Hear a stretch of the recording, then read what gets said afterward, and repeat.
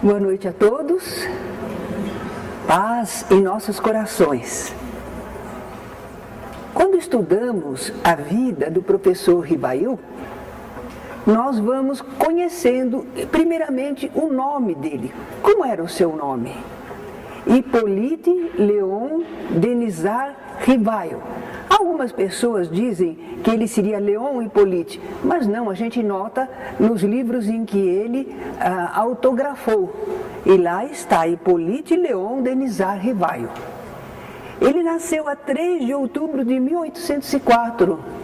Quando foi agora em 2004, eles comemoraram o bicentenário de nascimento de Allan Kardec. Houve grandes festividades, não é? Ele era de família lionesa, de Lyon, a cidade de Lyon, e era uma família católica. Então, olha, a formação dele inicial era católica. Agora, os antepassados dele eram advogados, juízes, educadores. Olhem que família que ele veio nascer, não é? De acordo com os objetivos dele. Ele estudou com Pestalozzi, o grande pedagogo, em Yverdun, na Suíça. Ele estudou lá dos 11 aos 18 anos, até 1822. Aí ele retornou à França. Em 1824, ele estava então na capital francesa e passou a lecionar e publicar obras pedagógicas, especialmente aritmética e gramática francesa. Claro, era o idioma dele, não é?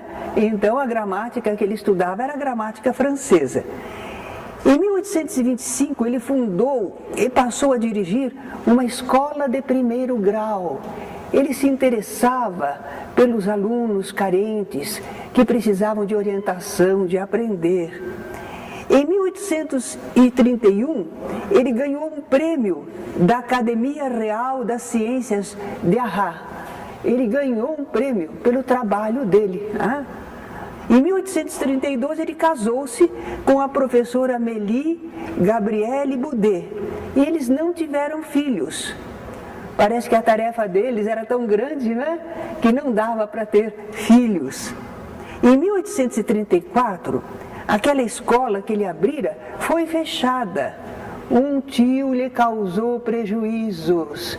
Olha aí, nós não estamos livres, não é, de que as pessoas ajam mal conosco. O tio lá desviou dinheiro, não é? E ele não pôde continuar com a escola, fechou a escola. Mas ele, a partir de então, começou a trabalhar como contabilista. Interessante que ele trabalhava como contabilista, num teatro ele fazia escrituração. Então algumas pessoas adversárias disseram, está vendo? Ele estava no teatro de vaudeville. Ele estava trabalhando para ganhar o seu pão. Ele não estava partilhando daqueles espetáculos, ele estava trabalhando como contabilista. Mas às noites ele elaborava livros de ensino, ele traduzia do alemão, do inglês, obras literárias e de estudo. Ele conhecia vários idiomas, holandês, grego, latim, era poliglota ele. Ele preparava cursos e ministrava em escolas, até sobre lógica e retórica. E na casa dele, ele também organizava e ministrava para alunos carentes cursos gratuitos de química, física, astronomia, fisiologia, anatomia comparada. Por isso alguns pensavam que ele era médico. Não, ele tinha conhecimentos nessas áreas, mas ele não se formou em medicina, não. Foi um educador emérito, caráter ilibado. Ele exemplificava fraternidade e amor aos semelhantes. Foi um homem de grande projeção na França e na Europa. Membro de várias sociedades sábias e recebeu muitos títulos e honrarias.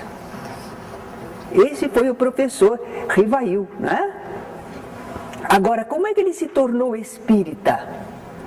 Ao redor de 1850, 1852, as mesas girantes estavam muito em moda na Europa. Eram as mesinhas que os espíritos movimentavam para bater uma letra A, uma pancada, letra B, 2 pancadas, e assim por diante, para escrever alguma coisa, se comunicar com as pessoas. Eram as mesas girantes, estavam em moda na Europa. Nós vamos mostrar ali para vocês uma figura que mostra um salão. Pode. Um salão no qual havia essas mesas girantes. O pessoal se divertia com essas manifestações, era brincadeira para eles, não é? Mas o professor Rivail era um homem de cultura geral. Ele já se interessara pelo magnetismo animal. E quando em maio de 1854 ele foi convidado para presenciar o fenômeno, a princípio ele não demonstrou interesse. Parecia mais uma brincadeira social, não é? Mas os companheiros que ele conhecia insistiram. Então ele foi observar os fenômenos e constatou, eram verdadeiros. E a causa era uma inteligência. Então ele se pôs a pesquisar, continuou pesquisando. E o que ele descobriu mais? Que os espíritos manifestantes não eram todos do mesmo grau de desenvolvimento, não eram todos iguais em moralidade, em conhecimento. Mas mesmo assim, as suas informações eram valiosas, porque às vezes nós temos relatos de pessoas que foram a países estrangeiros e elas nos contam o que viram por lá. Essa pessoa pode não ser muito erudita, pode não ser uma pessoa de conhecimento maior, mas ela tem experiência do que ela viu, do que ela presenciou. Então, estas manifestações dos espíritos ajudavam Kardec a conhecer a realidade do mundo espiritual. Agora vai começar o trabalho dele de codificação. Ele prossegue naqueles estudos, ele observa fenômenos mediúnicos em todos os seus aspectos. A gente fica assim admirado de ver como em pouco tempo ele examinou todos os tipos de fenômenos mediúnicos que hoje a gente se esforça por conhecer. E ele conseguiu revisar e apresentar, né? Ele usou mais de 10 médiums nesse trabalho.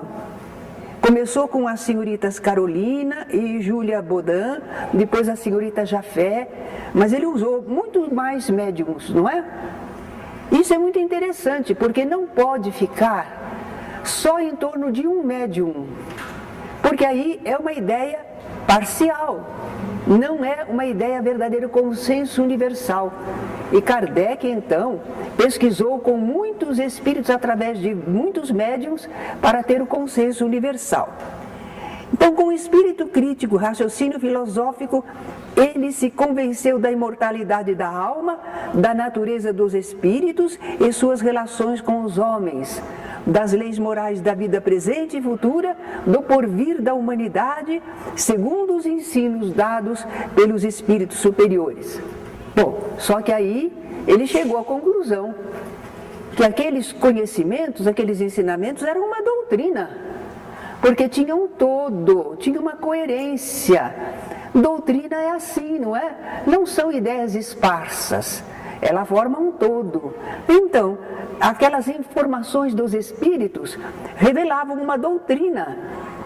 E Kardec, então, denominou essa doutrina Espiritismo.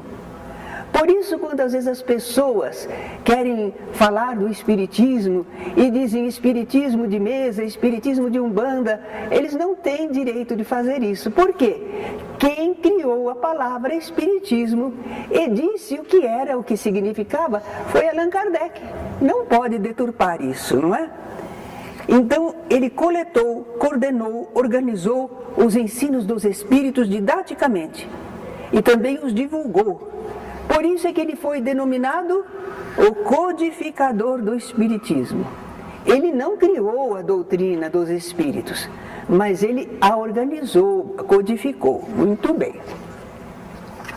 Nós agora temos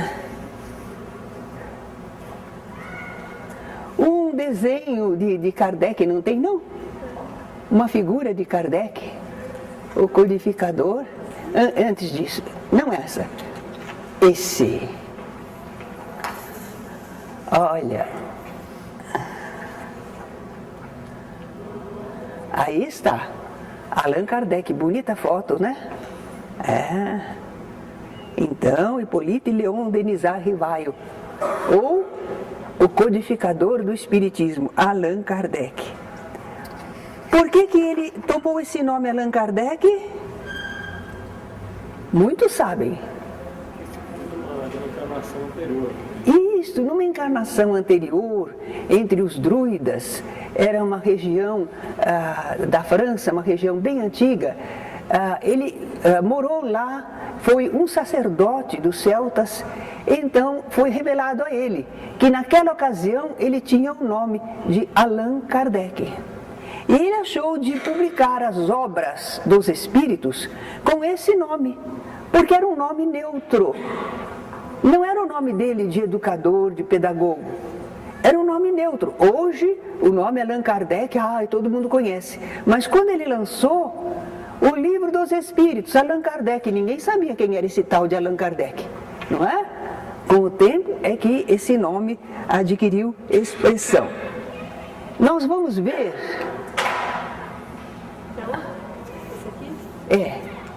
Vamos ver as obras que ele escreveu, as obras básicas. O Pentateuco são 5 obras básicas. Então nós temos lá, olha, não começamos pelo Evangelho, não começamos ali no meio, está o Livro dos Espíritos, foi o primeiro livro. O segundo foi o Livro dos Médiuns, porque já que se falava que havia espíritos e que o espírito se comunicava, precisava orientar como é que se faria a comunicação. Em terceiro lugar, aí sim veio o Evangelho segundo o Espiritismo, que era a parte moral da doutrina. Mas teve também o Céu e o Inferno, que fala da vida do lado de lá, não é? O que nos aguarda, quais as ideias que o povo tinha e o que é que os espíritos falam a respeito. E a Gênese, que ela fala de milagres e predições, fenômenos. Então, a Gênese é um estudo muito interessante de fenômenos ligados ao Espiritismo.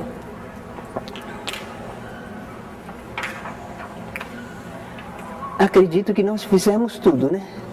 Tem mais algum? Não. Como vocês veem, nós sintetizamos, né? Vocês vão dizer, só isso? Está sintetizado o essencial, para vocês terem uma ideia de quem foi Allan Kardec, não é? Nós estamos num curso de iniciação ao Espiritismo, nós temos que conhecer o codificador dessa doutrina, não é? Então a gente deixou para o fim.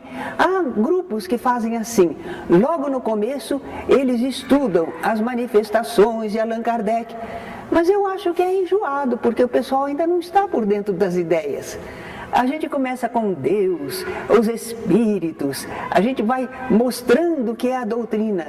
E aí mais tarde a gente então fala de Kardec, como ele codificou a doutrina, não é? Fica mais assim, agradável, porque eu não gostaria, num começo de curso, que fosse assim, aquela instrução técnica, teórica.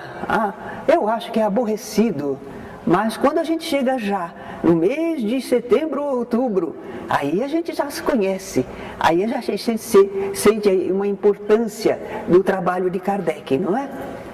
Bem, alguém quer fazer alguma perguntinha? Quem pegou já o teste e às vezes está com dúvida? Sim.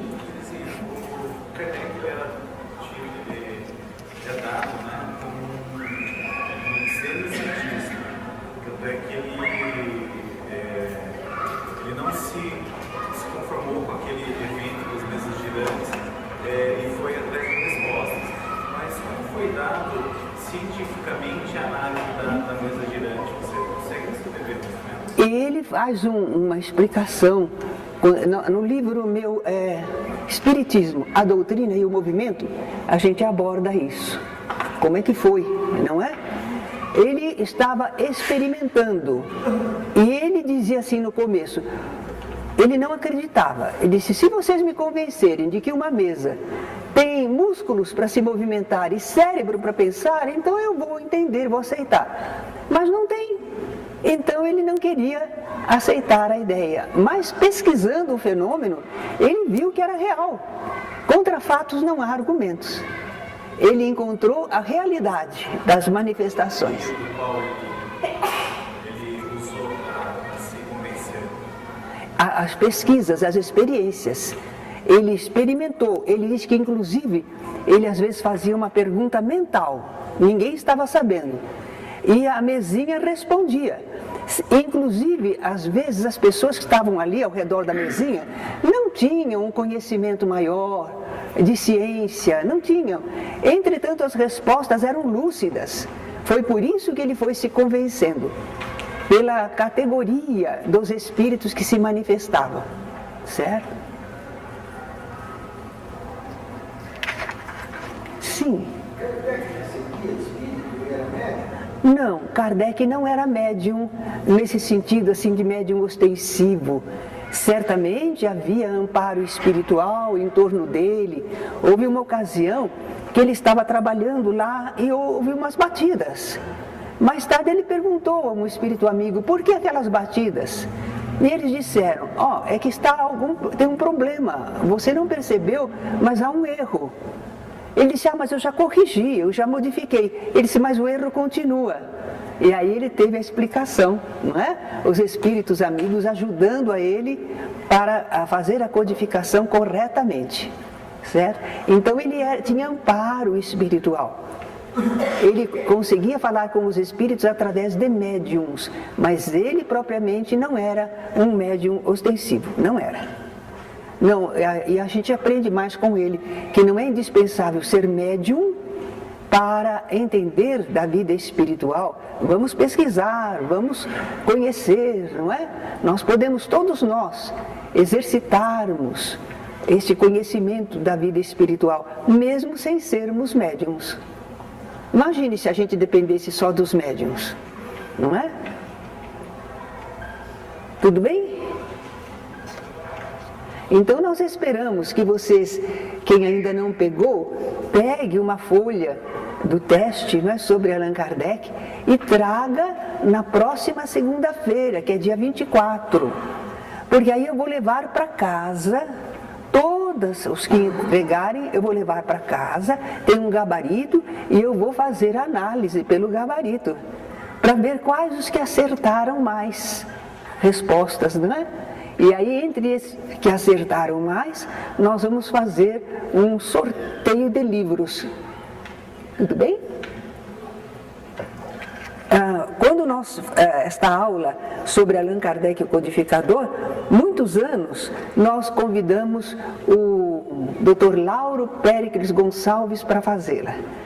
Ele, vamos dizer assim, é apaixonado por Allan Kardec, não é? Ele fala, e ele tem conhecimento de história. Então é muito bonito quando ele fala. Mas nós queríamos deixar assim, documentado como aula. Por isso nós fizemos desta maneira, não é? Os dados estão lá. Porque estas aulas vão depois passar para sociedades espíritas em outros lugares. E a pessoa tem o livro, mas não sabe alcançar tudo que pode se esmiuçar ali. Então, a nossa filmagem das aulas é para atender pessoas de longe, que sozinhas estão querendo passar doutrina espírita nos seus grupos, não é? Tudo bem? Então, agradecemos a vocês. Vamos aguardar que os testes respondidos venham. Vai ser um trabalhão para mim, né? Fazer a análise, mas eu já tenho o gabarito. Eu já preenchi o gabarito direitinho. Vai ficar mais fácil. Tem pergunta? Sim.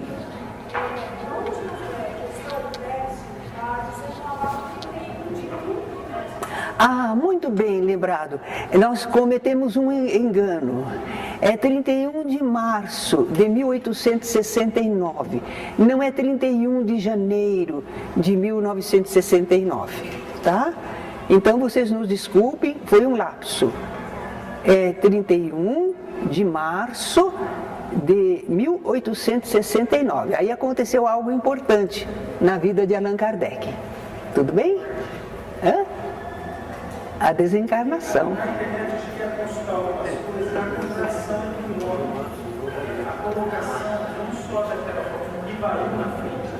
Pois nós justamente por isso fizemos no gabarito umas citações. Mas quando a gente vê o próprio Kardec assinando seus livros, lá está Hippolyte Léon Denisard Rivail. Então chegamos a essa conclusão, como ele assinava, certo? Ninguém melhor do que ele para saber o nome.